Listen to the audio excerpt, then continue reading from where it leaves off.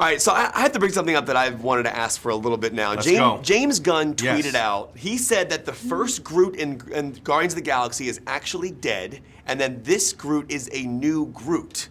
Are you aware of that? Is that something that you guys were aware of as well? That blew my mind. Yeah, I mean, it's a little like this, how I look at it. And of course, James would be the guy to ask, but how I've always seen it, and I think it falls in line with that, is I am a father. I have a son.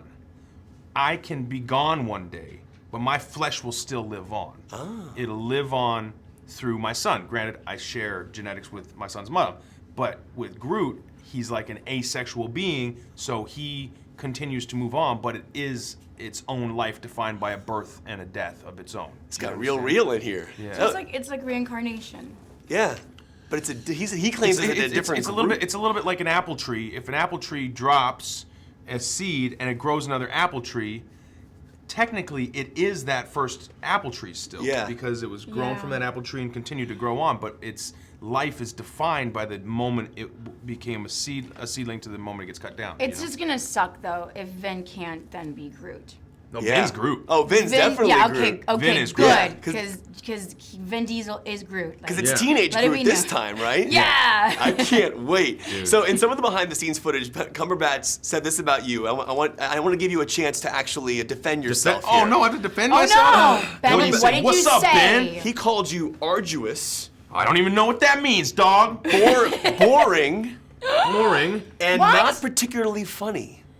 This is Benedict Cumberbatch's thoughts on Chris Pratt. What are your thoughts on that? Well, first of all, I think arduous means buff, and he's right. Okay, I'm real strong. Not particularly funny? No, way more than particularly funny. He's so I agree with hilarious. that. I agree. And boring? Yeah. I think everything's boring when you're Benedict Cumberbatch. Yeah, Benedict. I love Benedict, man. That's awesome. So I'm hoping What? he was sarcastic. No, he was being sarcastic completely. Of course he is. Any thoughts for Benedict on Chris's thoughts? No, so don't sulk. Like don't be better. You know, Doctor Strange, you're a doctor. Doctors are boring. Come on. Yeah. There you Sam. go. In that same shot, though, they cut to a moment of you falling into the portal, putting your arm up, but your middle finger doesn't actually come up in the shot. Do they digitally put the middle finger in?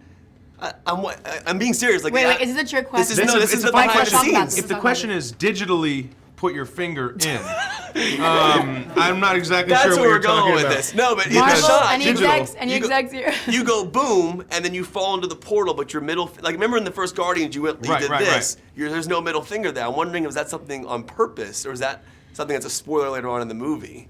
Might be a little, maybe. Maybe it's because, you know, trailers follow a different rating system than a movie. You know what I mean? Like I might be able to do one thing in a movie that I wouldn't be able to do in a trailer for a movie. Yeah. So I'm not. I haven't seen the outcome, but spoiler alert. I think you're gonna get the middle finger. Yes. This is all that Awesome. matters in my. She's happy too. That's I was what's up. happy too. They're rapping me. Tony's rapping me. I had I just got thousands fired. of questions Kevin for you Feige guys. just texted We me were I'm all. fired. Yeah, Feige just. I'm gonna get shot as You I blew walk the out. middle finger joke. Your chair. Thanks, Kevin. So the new Deadpool 2 trailer just dropped. It did. And in the trailer, There's a Deadpool Thanos says, thing. he says, pump the hate brakes Thanos. You know what? There's nobody better than Ryan to take a moment and totally exploit it. Right. You know what I mean? But when you saw that, did you know that line was already in the film? Like, what I was know your... that we had played around with something like that. We Yeah. played around with a couple of things. I think there was another. Was there another Goonies reference? Maybe. Anyway. Yeah. I'm excited about that. Now, could you, seriously, fun. a totally nerdy question, but could you see Thanos and Cable meeting? I mean, clearly they're both They could Marvel. meet. I mean, they could, you know, what do they call it? Cross-pollinate. They Yeah. could, you know, cross-hatch the two. They could put the two together, but there's no contest. What do you think they would say to each other? I don't know, but I think it'd be fun to play. What was the thing that Michael Keaton did? Multiplicity? Well, yeah. Multiplicity? Yeah, that. Or how about adaptation? Same Yes. kind of deal. I would love to do something like that. That sounds fun. That would be amazing. That would be amazing. You know, I'm a big fan of performance capture. I think Terry Notary is one of the most brilliant people of all Yeah, time. man. Talk about what your performance capture experience was like here, and was how much of you was real? Was the gauntlet physically You there? know, it's weird, man, because when I did this, the idea, when I did the teaser, there were 36 cameras or something and lights in my face, and the director was somewhere over there that I couldn't see. I didn't really move. So that was my idea of what was going to happen, and what ended up happening was very different. I mean, I I liken it to like Black Box Theater, Lower East Side, New York Black Box Theater circa 1975. Because it was full-blown imagination. And yet everything that you're doing, you think they're going to just do a rendition of. And then what you see, because I have seen a couple of scenes, what you see is exactly what you did. So Terry Notary comes in and he's like, walk like this. And I'm like, yeah, but does it really matter? Like, does it really matter? And then you start to see it, and you're like, wow. You have to walk bulkier, right? Like much bulkier. It's so dumb, dude. But does it look goofy? It has to look goofy. It's totally goofy. The whole thing is goofy, which is even makes the experience even better because everybody feels goofy. Yeah. So therefore, you just lend yourself to it entirely. At the end of the you trailer, just go with it. At the end of the trailer is a great shot of Evans literally holding on to the Infinity Gauntlet, screaming. And I'm wondering, are you there for that shot? Yeah. So what are you holding? Is it like is there like a physical gauntlet? I don't know. I could say, but then that takes away from. I could tell you exactly, but I won't. Oh my God. It's fun though, man, because you're doing. Like I had a gauntlet on set, and I liked to wear it, even though I didn't have to wear it all the time. I liked to and it was metal, and it was big, and it was heavy, and I enjoyed it. Did I have to wear it? No, but it made it more fun. One of the things I read a story a long time ago. So there's a lot of theories about what's going to happen in Avengers: Infinity War. No one knows. Like people are going to die. It's going to be like a whole thing. Right. I remember reading a story years ago about Bruce Dern when he shot this movie, The Cowboys, with John Wayne, and he kills John Wayne in the film. And I remember he got literally threatened by people because they were mad that his character killed John Wayne, but it was actually they were taking it out on Bruce Dern himself. Right. Are you worried at all about if there are any deaths here about them going, Brolin, come on, man? No, I like the reaction. The bigger reaction, the better. I mean, it's almost like you go on Instagram. When you first went on Instagram, you get the reactions from people. Yeah. And I did the dumb thing of like reacting back, and I really enjoyed it. Yeah. Where people were like, "Oh, you can't do that because of the thing." I was like, "Why? Yeah. This is fun." Because you get this kind of you get a very personalized. Like people take this stuff really seriously. Oh yeah. So I don't know. All the better. You and I have a bathroom joke history. Yes, we do. And I have to say, on Instagram yesterday, you posted a great video of you I did? on the toilet. I don't remember. Prepping for Avengers press. Can you talk about how that got you mentally prepared for today? And I guess keeping with our history, it's all about pushing through things. Do you know what I mean? It's all about. No, but it is. It's about being able to lend yourself to something 1,000%, whether it being on the toilet or doing press. Like, not that it's one and the same, but one lends itself to the other in order to reach that amount of conviction. Do you know what I mean? Yeah. So when you're on the toilet, let's say, yeah, of course, and you're really like having to push through something, you know, whether it be piles or whatever it is, and you don't have any assistance, you have to find that strength within you to be able to do that. Yeah. And then today, like doing an interview with you, it does take some energy. It takes some strength. So I'm pushing through this interview. Why are you laughing? Are you saying that I'm like your bowel movements? No, I'm saying you're like the toilet that I'm resting on. Okay. It's helping me through whatever it is that I'm pushing through. Not that you're a toilet in a negative sense, in a positive way. We need Thanos on a toilet. That's what we need in the outtakes. I'll do that. I'll do anything, man. I'm an actor. I'll do anything. Okay, I'm gonna end on that note. I appreciate that improv with you, though. Thank you very thank much. You for the toilet. It stretched me. Yeah. I felt fear in the middle of it, but I worked through it. Thank you for getting through it. Yeah, thank you. That video. Great to see. All right, so one thing I find fascinating about the MCU, Kevin Feige is obviously a genius, but you have so many different filmmakers coming in and out of different movies. Guardians, obviously, you have Jon Favreau with the Iron Mans. Can you talk about what it's like to work with different directors, yet keeping a consistent tone and story throughout these major films? Well, I think everybody that's come in that I've, had the opportunity to work with, they're really, you kind of have to come in with your homework ready, and they're very steeped in it. And a lot of times they're telling me things about my character that I'm like, oh, I didn't know that.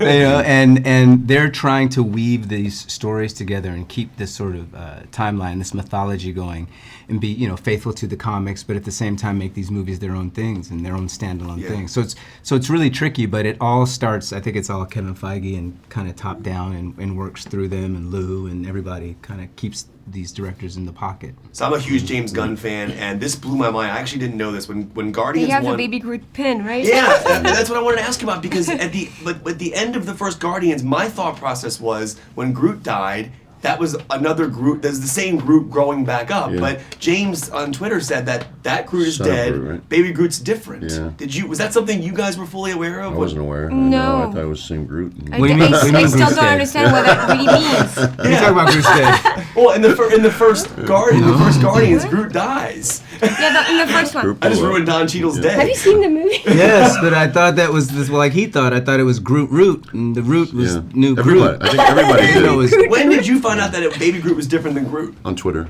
Me too. Yeah, me too, actually. So James Gunn never discussed that with you?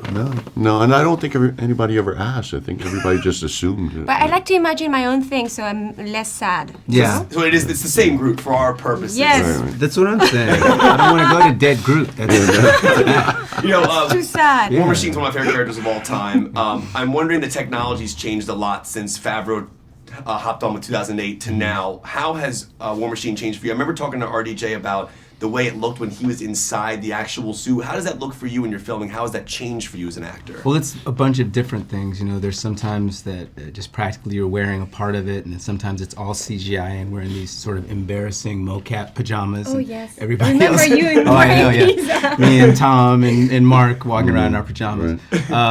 So it's always a different kind of a thing that's working with it. And when we're in the mocap suit, we don't know what it's going to look like. And Yeah. I haven't seen the final version of this at all, so I don't know how they've enhanced it and the things they're going to do to it. So it's always a surprise to us too. I'm nerd now. Now, this is something that's public. I mean, you guys were shooting this movie. It was initially 2 parts, Infinity War Part 1, Part 2. Now there's going to be a Part 4, but neither of us have seen the film.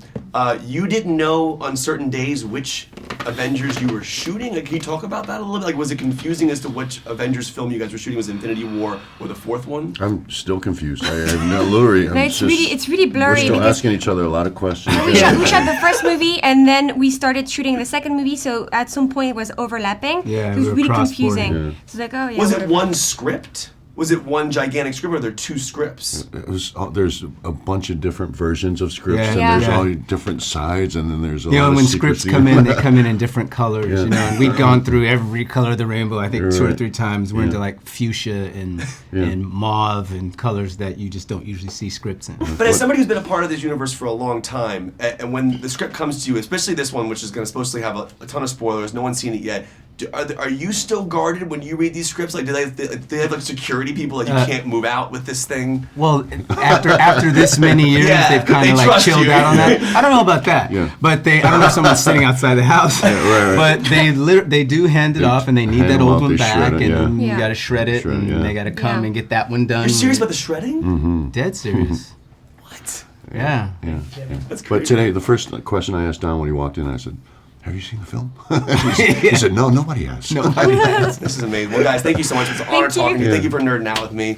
I have to nerd out with you guys because when we talked for Civil War, we talked about the 17-minute airport scene, which was shot on IMAX cameras. right. Now you're shooting an entire film with IMAX, Yeah. which is mind-blowing. So 2 questions. One, what it was like to shoot entirely on IMAX. It's a digital IMAX. That's right. And then also, how do you top the airport scene? Well, the How's that shooting possible? on IMAX is amazing because this film has incredible scale to it. Yeah. And we wanted the most immersive experience for people possible. And right now, that's an IMAX screen. So the dimensions work really well for the locations, works really well for the characters. Thanos is a very tall character. You put him next to, Robert Downey. There's a big height differential, and that top to bottom, the IMAX really accommodates for that. So, we've seen it in IMAX. It's amazing. Like, Can't we wait. would encourage people, if it's in your area, go see it in IMAX. It's worth it. And then secondly, How do you top that scene? Well, look, here's the thing. We always approach everything from a sense of character, and we build, that's how we build all of our action sequences, whether it be the airport scene, which is really just a series of character vignettes as we move through that action sequence. And that's how we come up with everything. Same thing with the car chase, the Fury car chase in Winter Soldier. It's all built around how do we explore characters? How do we test characters? What's the biggest test we can put them through? And that's how we build action sequences. I can't wait. One of the things I find interesting is, and I didn't know this until James James Gunn tweeted this out, that Baby Groot is not the same Groot that was in the We first. didn't know that until James Gunn tweeted Okay, it out. can you tell me, as directors who are directing a movie with Baby Groot, now teenage Groot, does that change anything about the movie you've made? I mean, they're all Groots, and they all say the same thing. No, because I don't so, think he tweeted that until after we had already executed the films. Right. You know, one thing I'm a big fan of performance capture, and I think obviously with what Brolin's doing here, Terry Notary's a genius. What else is performance capture and mocapped on set? Are there other elements besides Thanos? Do you do things with some stuff with Spidey? Like, Yeah, what else Spidey is certainly, you know, Yep. Tom Holland is wearing mocap pajamas. Okay. Vision is a lot of CG. Downey's armor is mocap. Cheadle's armor is mocap. What's the craziest So, mocap you have to do? I thought Man. Thanos by far was the most difficult because he is a incredibly prevalent character in the film. Yeah. He probably has more screen time than anybody, or as much screen time as anyone.